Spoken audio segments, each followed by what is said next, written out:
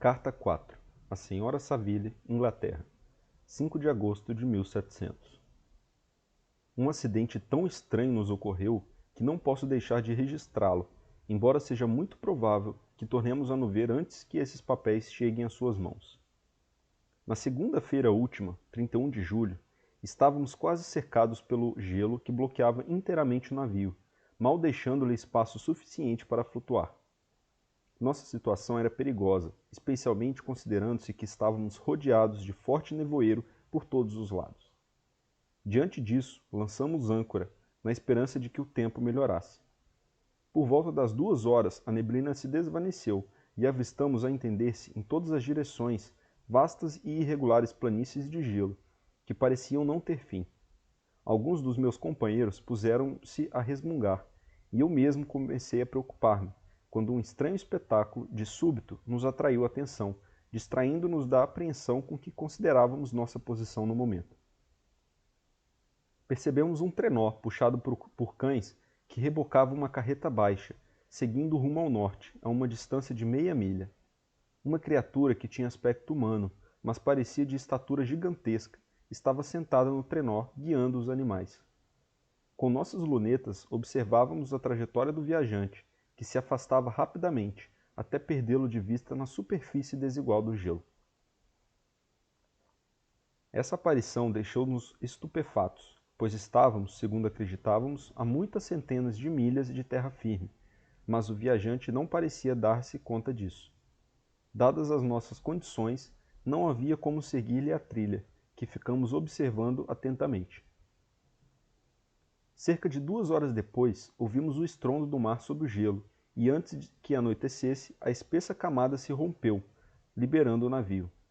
Contudo, permanecemos ancorados até o amanhecer, temendo chocar-nos nas travas contra aquelas placas soltas que flutuam nas águas depois de rompido o gelo. Aproveitei para descansar algumas horas. Pela manhã, bem cedo, subi para o convés e encontrei meus homens muito atarefados em um dos bordos do navio, aparentemente falando com alguém que estava no mar. Era, na verdade, um trenó, tal como o que havíamos visto anteriormente, e que tinha flutuado em nossa direção durante a noite, sobre um grande fragmento de gelo. Apenas um cão continuava vivo, mas havia um ser humano, a quem os marinheiros estavam persuadindo a subir para a bordo. Ele não nos pareceu, tal como o outro viajante, um habitante selvagem de alguma ilha desconhecida, mas sim um europeu. Quando cheguei à morada, o mestre disse-lhe: "Esse é o nosso capitão. Ele não permitirá que o senhor morra no mar." Ao me avistar, o estranho dirigiu-se a mim em inglês, se bem que com um sotaque estrangeiro. "Antes que eu entre em seu navio, poderia fazer a gentileza de me informar qual era o seu destino?" Você pode imaginar meu espanto ao ouvir uma pergunta dessas, feita por um homem à beira da morte e para quem eu supunha que o meu navio fosse uma dádiva mais valiosa do que todos os tesouros da terra. Respondi, contudo, que estávamos numa viagem de exploração rumo ao Polo Norte. Ele pareceu satisfeito com o esclarecimento e concordou em subir a bordo. Deus do céu, Margaret, se você visse o estado do homem, que ainda impunha condições para ser salvo, sua surpresa não teria limites. Seus membros estavam quase congelados, o corpo terrivelmente enfraquecido pela fadiga e pelo sofrimento. Jamais vi alguém em tão lastimável estado. Tentamos carregá-lo para minha cabina, mas logo que foi retirado ao ar livre, desmaiou. Por isso, trouxemo-lo de volta ao convés e conseguimos, com algumas fricções de aguardente e obrigando-o a engolir um pouco da bebida, fazê-lo tornar a si. Logo que demonstrou sinais de vida, nós os envolvemos em cobertores e o levamos para perto da chaminé do fogão, na cozinha. Foi se recobrando aos poucos e tomou um pouco de sopa, que o revigorou sensivelmente. 2 dias se passaram antes que tivesse condições de falar. Mais de uma vez receei que seus padecimentos o tivessem privado da razão. Depois que chegou a um melhor estágio de recuperação, removi-o para minha cabina e passei a cuidar dele, tanto quanto o permitiam minhas ocupações. Criatura alguma jamais me despertou tamanha curiosidade. Seus olhos tinham uma expressão de fúria e mesmo de loucura, mas havia momentos em que, diante de qualquer obséquio ou do mais simples serviço que alguém lhe prestasse, o semblante se iluminava todo e adquiria uma expressão de doçura que nunca vi igual. Mas geralmente se mostrava melancólico e desalentado. Por vezes rangia os dentes, como se acometido de fortes dores. Quando meu hóspede melhorou, tive dificuldade em manter à distância os homens de bordo, todos ansiosos por fazer-lhe perguntas. Mas eu não estava disposto a permitir que o perturbassem, num estado em que necessitava de repouso antes de qualquer outra coisa. A certa altura, porém, o imediato perguntou-lhe por que se aventurara no gelo, até um ponto tão remoto em tão estranho veículo. Uma sombra de tristeza encobriu-lhe o rosto, e ele respondeu: para procurar alguém que fugiu de mim. E o homem a quem o senhor perseguia viajava da mesma forma? Sim. Então acho que nós o vimos. No dia anterior àquele em que o recolhemos, avistamos um trenó arrastado por cães através do gelo, com um homem na boleia.